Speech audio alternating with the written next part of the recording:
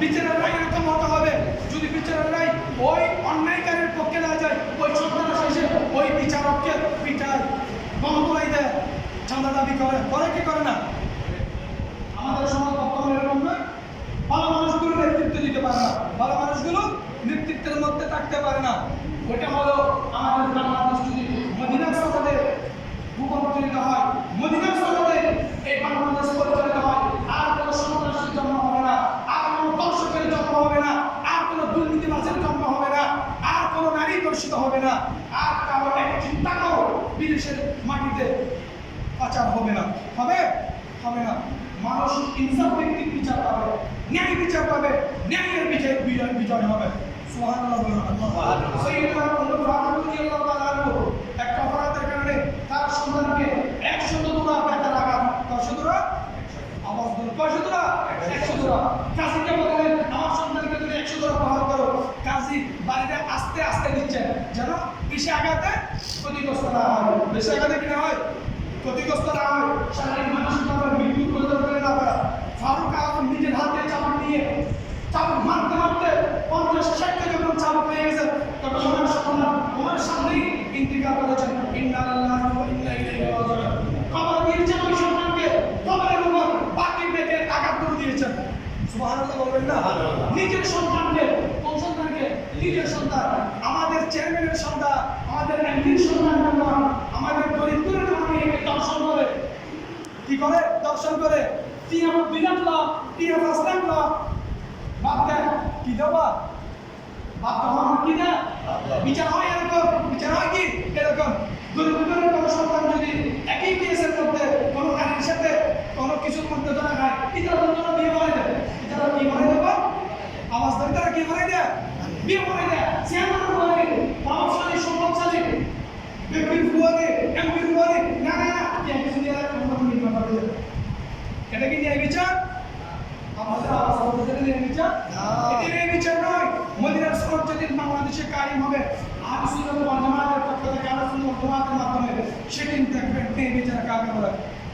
আল্লাহ আলমরা গর্দান দিবে, হককে উঁচু করে ধরবে, বাতিলের কাছে কোনো মাথা মতো করবে না, অন্যায়কারীদের কাছে কোনো মাথা মতো করবে না।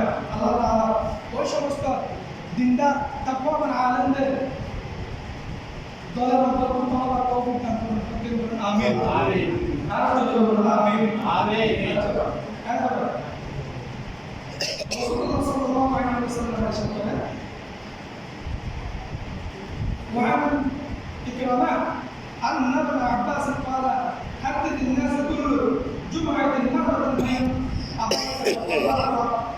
بين أكثر مرة لا تمن الناس هذا القرآن ولا تنفينك باطل قوله في حديثهم فتقص عليهم فتقطع عليهم كثيرهم ومنهم صلى الله عليه وسلم. حضرت إكرام رضي الله تعالى عنه يقول النبي بلغ ورسول الله صلى الله عليه وسلم أشهد তুমি মানুষকে প্রতি সপ্তাহে একবার হলেও ওয়াইস রিসিভ করো। কয়বার? জুড়ে বলুন না, কয়বার? একবার। আপনার মোবাইলে যদি 100% চার্জ থাকে তখন আপনার মোবাইলটা চলবে 5 ঘন্টা। কয় ঘন্টা? 5 ঘন্টা। আপনার মোবাইলে যদি 20% চার্জ থাকে আপনার মোবাইলটা চলবে অনলি 1 ঘন্টা। অনলি কয় ঘন্টা? 1 ঘন্টা। আপনার মোবাইলটা যদি আপনি চালু রাখতে চান আপনি 20% চার্জ দিবেন নাকি 100% চার্জ দিবেন? 100%। আপনি বলুন কয় পার্সেন্ট চার্জ দিবেন? 100%। 100%। এটা আমাদের দোষ আছে। এটা আমাদের কি আছে? না তো মোবাইল বন্ধ হয়ে যাবে। না মোবাইল হয়ে যাবে বন্ধ হয়ে যাবে। মোবাইলের মধ্যে যদি টাকা ব্যালেন্স শেষ হয়ে যায় আপনি কাউকে ফোন করতে চাইলে ফোন যাবে? মোবাইলের মধ্যে চার্জ না থাকলে যদি মোবাইলটা ব্যবহার করার জন্য উপযোগী হয়ে যায়, ব্যালেন্স না থাকলে যদি মোবাইলে থাকার পরেও কথা বলা না যায়, কোনো কাজে না আসে, আমি মুসলমানের ঘরের সন্তান, আমার মধ্যে নামাজ নাই, আমার মধ্যে কি নাই? নামাজ নাই। না আমার ইমান ঠিক আছে, আমার ইমান কি আছে? ঠিক আছে।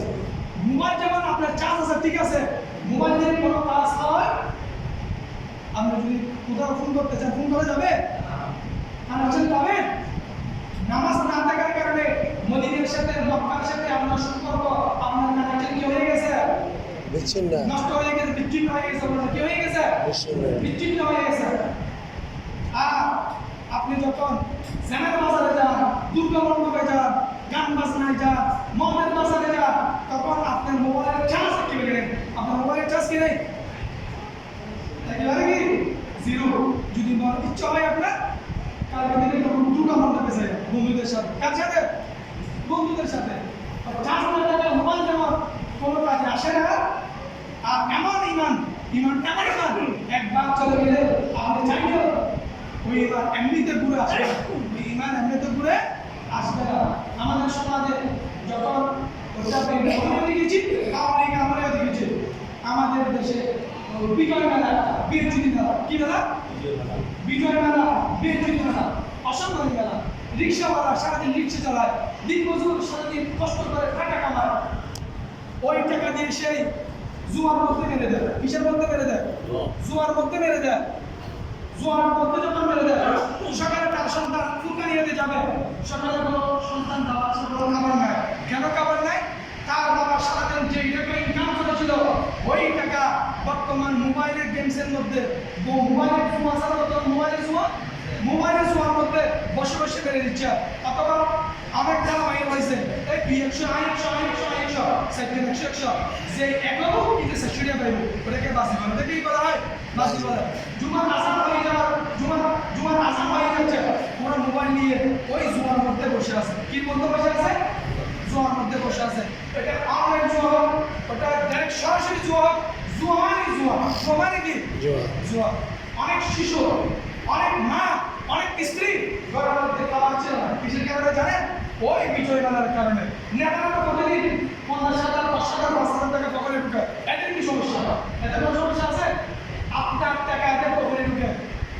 রাজা ইসলাম কথা আমি বলতেছি না। বাংলাদেশের বিজয় মেলা হয়, এমন কোনো অঞ্চল নাই, এমন কোনো গ্রাম নাই, এমন কোনো নেতা নাই যার পকেটে টাকা ঢুকে নাই, যার পকেটে কি ঢুকে নাই, টাকাটা ঢুকে নাই। যেটা আমি জানি, এই মসজিদে দাঁড়িয়ে আমি আপনাকে সেটাই বলেছি।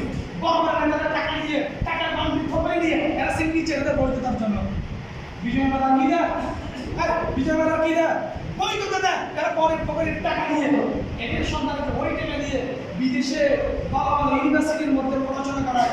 ওই সন্তান অভিজ্ঞতা টাকা পড়াশোনা করে সে কি বৈধ পক্ষে কখনো থাকবে না?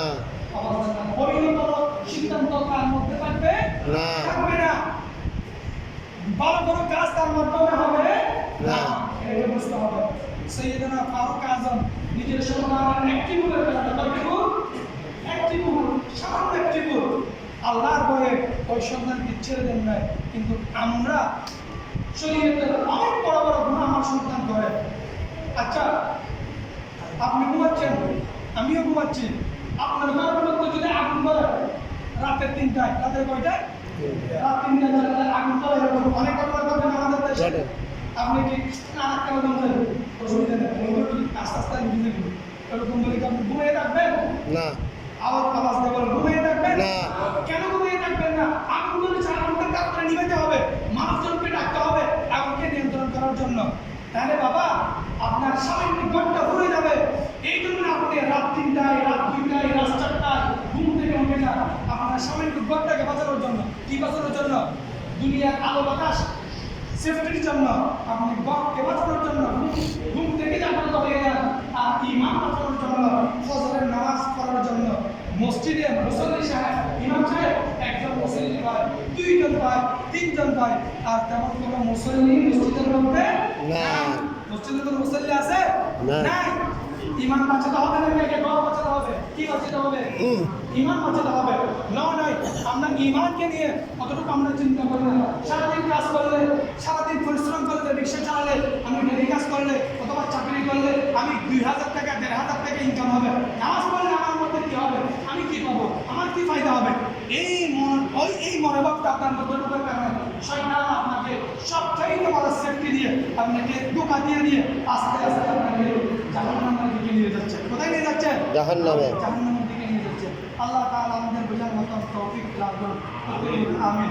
বলতে চাইলাম, সপ্তাহে একবার নসিহত করো, অথবা সপ্তাহে 2বার নসিহত করো, অথবা উপদেশ দেওয়ার জন্য মানুষ যদি দিন মাযহাব থেকে, ঈমান থেকে দূরে চলে যায়, সপ্তাহে 3 দিন তুমি মানুষকে কি করো? নসিহত করো, দ্বীনের দাওয়াত দাও। এই জন্য আমার হুজুর কেবলা দাওয়াতুল খাইর, একটা দাওয়াতুল খাইর মানুষ মানুষের ঘর ঘরে যেন ইসলামের দাওয়াত পৌঁছে দিতে পারে, মানুষ যেন ঈমান এবং আমলের শিক্ষা নিতে পারে। এই জন্য আমার সাহাবের শাহ হুজুর কাবলা দাওয়াত একটা পদ্ধতি আবিষ্কার করেছেন। মানুষ যেন নামাজ শিখতে পারে, মানুষ যেন আদব শিখতে পারে, মানুষ যেন ঈমান শিখতে পারে। যদি বলেন ঠিক কিনা? দাওয়াত খায়রুল মাহফিল অন্যান্য সমাজে হয়, এই সমাজে হয় কিনা জানি না, যদি না হয় দাওয়াত খায়রুল মাহফিল আয়োজন করার চেষ্টা করবেন। বেশি নেই 10 মিনিট বসবেন, 20 মিনিট বসবেন, দাওয়াত খায়রুল মাহফিল কিছু ঈমান শিখতে পারবেন। আবার এটাও হাদিস শরীফের মধ্যে নিষেধ করেছেন, 3 জন 5 জন 10 জন লোক বসে একটা জায়গায় কথা বলে না, আমি শেষ করে দেবো, একটা জায়গায় বসে কথা বলে না, আপনি হুট করে সেখানে গিয়ে আপনার ব্যক্তিগত কথা চালু করে দিবেন না, ওটা হাদিসের মধ্যে নিষেধ। ওটা হাদিসের মধ্যে কি নিষেধ? তারা যখন কথা বলতেছে তাদের কথা যতক্ষণ পর্যন্ত শেষ না হবে ততক্ষণ পর্যন্ত আপনি চুপ থাকবেন। আপনি কি থাকবেন? চুপ থাকবেন। চুপ থাকবেন। এটা হাদিসের কথা বলতেছে। যখন ওদের কথা শেষ হবে আপনাকে কথা বলার জন্য ওদের পক্ষ থেকে অনুমতি দিবে, তখন আপনি আপনার ব্যক্তিগত কথা ওদের সামনে বলবেন। একটা গেল। আরেকটা জিনিস, আমাদের প্রতিবেশী কিন্তু ঝগড়া হয় না, মতবিরোধ হয় না, মতবিরোধ হয়েছে, ঝগড়া হয়েছে, একটু মনোমালিন্য হয়েছে, কোনো প্রতিবেশী মনোমালিন্য হওয়ার পরেও আপনাকে নিন্দা করে হোক, হিংসা করে হোক, আপনার ঘরের মধ্যে গরুর আসে না, খেতে পারে না, কিছু নলা আসে না, ঠ্যাং আসে না, খেতে পারে না,